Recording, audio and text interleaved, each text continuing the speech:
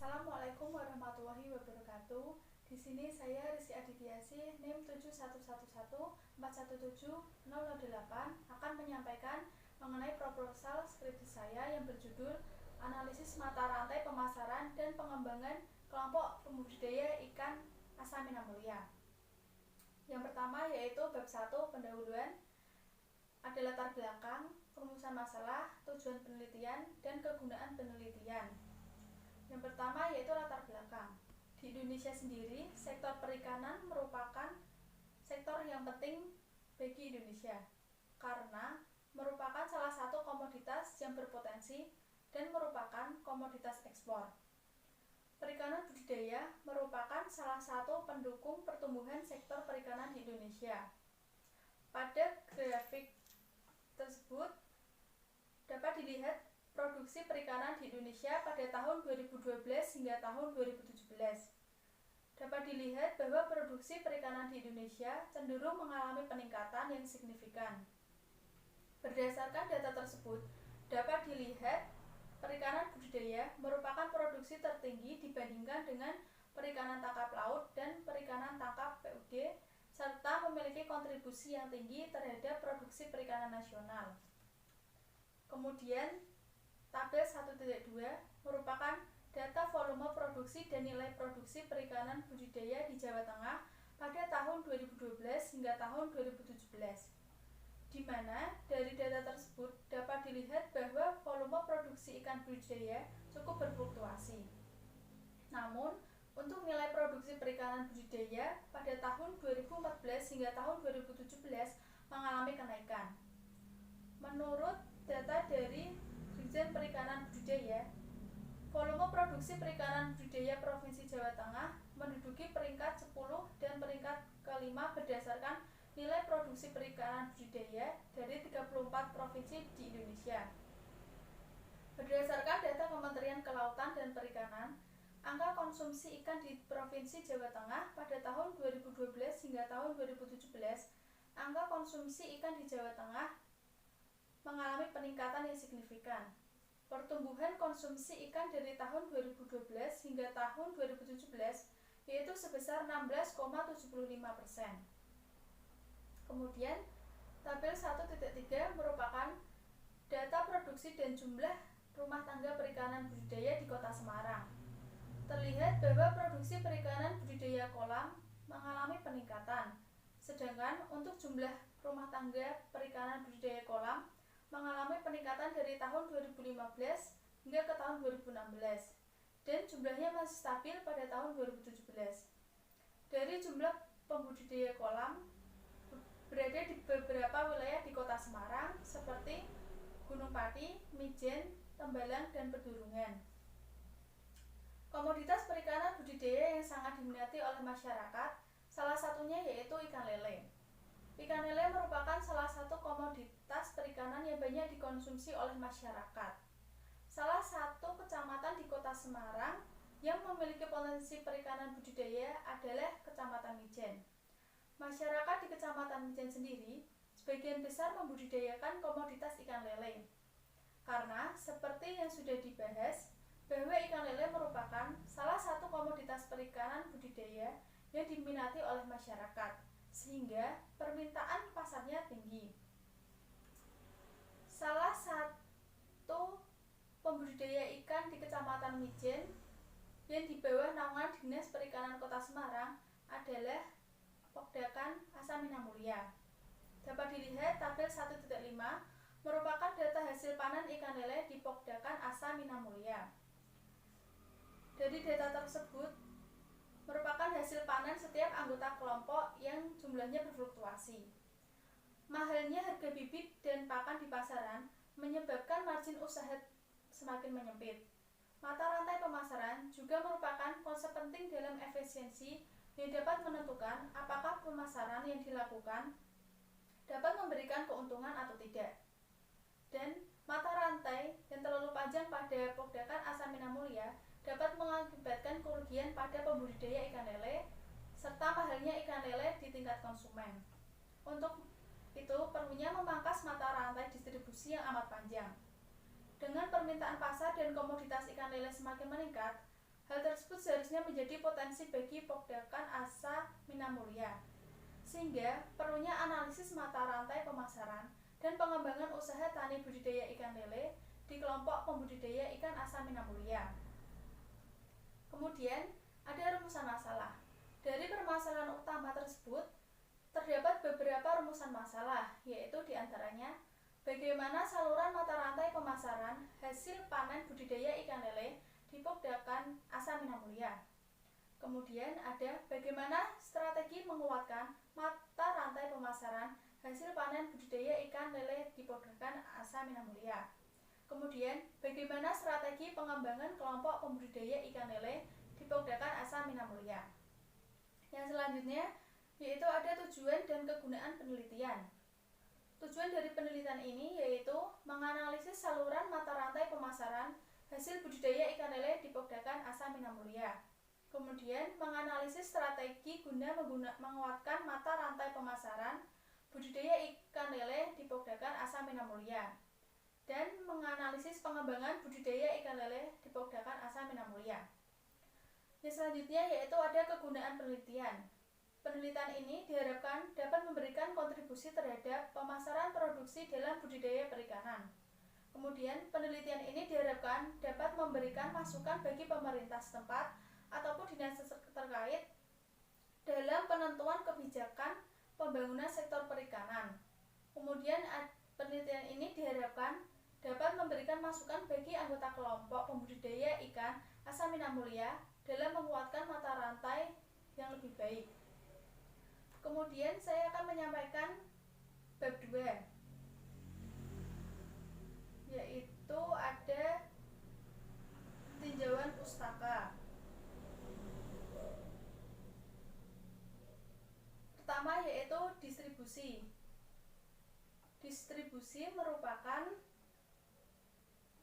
Saluran distribusi merupakan struktur unit dalam organisasi di dalam ataupun di luar perusahaan yang tersusun oleh agen, dealer, pedagang besar, dan pengecer dengan saluran distribusi sebuah komoditas barang atau jasa dipasarkan. Kemudian ada pemasaran. Pemasaran merupakan suatu proses dan manajerial yang di dalamnya terdapat individu serta kelompok yang mendapatkan apa yang mereka inginkan atau mereka butuhkan dengan cara menciptakan, menawarkan, dan mempertukarkan produk yang bernilai dengan pihak lain. Kemudian ada saluran pemasaran. Saluran pemasaran merupakan suatu sistem susunan dari lembaga-lembaga serta menggunakan sumber daya manajer guna menggerakkan produk dari petani ke tangan konsumen. Kemudian ada lembaga pemasaran. Lembaga pemasaran yaitu lembaga perantara, adalah sebagai individu ataupun perusahaan usaha atau bisnis yang berspesialisasi berbentuk berbagai fungsi pemasaran yang terlibat dalam pembelian serta penjualan barang atau jasa dari tangan produsen hingga ke tangan konsumen. Kemudian ada fungsi pemasaran. Fungsi pemasaran adalah tindakan dari suatu lembaga pemasaran guna memperlancar kegiatan penyaluran atau pendistribusian barang-barang dari tangan produsen hingga ke tangan konsumen untuk meningkatkan kepuasan konsumen melalui peningkatan kualitas dan kuantitas. Kemudian ada strategi rantai nilai. Strategi diimplementasikan sesuai dengan kebutuhan suatu aktivitas bisnis dalam upaya mendukung aktivitas bisnis tersebut agar dapat bersaing pada lingkungan serta untuk menentukan prioritas pengambilan keputusan organisasi. Kemudian ada beberapa penelitian terdahulu mengenai pemasaran, yaitu analisis pemasaran ikan mas koki di kelompok pembudidaya ikan Kelapa Ciung, Kecamatan Cimalaka, Kabupaten Sumedang, yang bertujuan untuk menganalisis pemasaran ikan mas koki di Kabupaten Sumedang dengan menggunakan alat analisis pendapatan, analisis imbangan penerimaan dan biaya, analisis rasio keuntungan terhadap biaya, analisis market share, kemudian analisis saluran pemasaran, dan analisis struktur pasar. Kesimpulan dari penelitian tersebut yaitu pemasaran ikan mas koki sudah efisien dengan nilai RC ratio lebih dari 1. Kemudian saluran pemasaran 2 memiliki tingkat pemasaran tertinggi dengan market share sebesar 44,44%. Kemudian struktur pasar pada kelompok pembudidaya ikan mengarah pada struktur pasar monopolistik dan struktur pasar pada pelaku pemasaran mengarah pada pasar persaingan sempurna. Kemudian ada penelitian lain yaitu strategi pengembangan budidaya pembesaran ikan lele di Kecamatan Gunung Pati di Kota Semarang yang bertujuan untuk mengetahui potensi budidaya pembesaran ikan lele, untuk mengetahui potensi pasar budidaya pembesaran ikan lele, kemudian untuk mengetahui strategi pengembangan budidaya pembesaran ikan lele di Kecamatan Gunung Pati, Kota Semarang. Alat analisis yang digunakan yaitu analisis deskriptif dan analisis SWOT. Kemudian kesimpulannya yaitu produksi budidaya pembesaran ikan lele di Kecamatan Gunung Pati, Kota Semarang dengan menggunakan metode semi-intensif dapat dikembangkan dengan adanya potensi lahan yang tersedia dan sumber daya manusia yang mendukung. Kemudian, produksi budidaya memberikan hasil 27 ton per tahun. Dan berdasarkan analisis faktor internal, kekuatan terbesar yaitu luas lahan budidaya. Kemudian ada penelitian yang berjudul analisis rantai distribusi komoditas padi dan beras di Kecamatan Pati, Kabupaten Pati, yang bertujuan untuk mengetahui rantai distribusi komoditas padi dan beras, kemudian untuk menganalisis upaya guna mempersempit disparitas harga padi di tingkat petani dan konsumen. Alat analisis yang digunakan yaitu margin pemasaran. Kesimpulan dari penelitian tersebut yaitu pada garis besarnya pelaku tata niaga komoditas padi dan beras di Kecamatan Pati mayoritas menggunakan saluran distribusi yaitu dari petani 88%, ke pedagang tengkulak 100%. Kemudian pola distribusi pada sawah di Kecamatan Pati ditemukan 3 saluran tata niaga. Kemudian ada kerangka berpikir. Dapat dilihat kerangka berpikir sebagai berikut. Kemudian saya akan menyampaikan bab 3 yaitu populasi dan sampel. Populasi dari penelitian ini yaitu kelompok pembudidaya ikan lele Asamina Mulia dan lembaga pemasaran yang terlibat dengan Pokdakan Asamina Mulia. Kemudian sampel yaitu anggota kelompok Pokdakan Asamina Mulia serta lembaga-lembaga pemasaran. Kemudian ada jenis dan sumber data. Data yang digunakan yaitu data primer dan data sekunder. Data primer dalam penelitian ini diperoleh secara langsung dari objek penelitian yang diamati yaitu dengan wawancara dan kuesioner pada anggota pembudidaya ikan lele dan lembaga pemasaran ikan lele yang terlibat. Kemudian data sekunder yaitu secara tidak langsung melalui studi kepustakaan dari Dinas Perikanan Kota Semarang, pembukuan Pokdakan Asamina Mulia dan lainnya. Kemudian sumber data yaitu dari wawancara kepada anggota pembudidaya ikan lele dan lembaga-lembaga pemasaran ikan lele yang terlibat.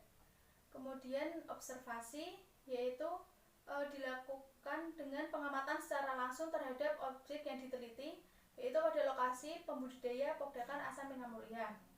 Kemudian ada dokumentasi yaitu dengan menggunakan teknik pengumpulan data yang mengumpulkan data dari BPS Provinsi Jawa Tengah, Dinas Kelautan dan Perikanan Provinsi Jawa Tengah, Dinas Perikanan Kota Semarang, dan pembukuan kelompok pembudidaya ikan Asamina Mulia.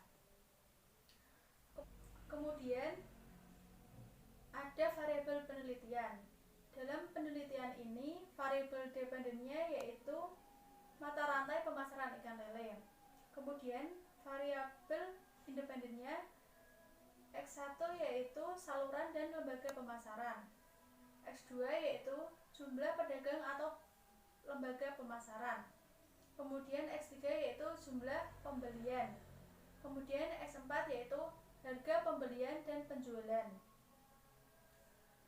Kemudian variabel pada analisis pengembangan Pokdakan Asamina Mulia dengan menggunakan AHP yaitu ada budidaya, sumber daya manusia, dan teknologi.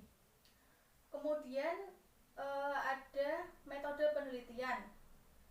Yang pertama yaitu menggunakan margin pemasaran.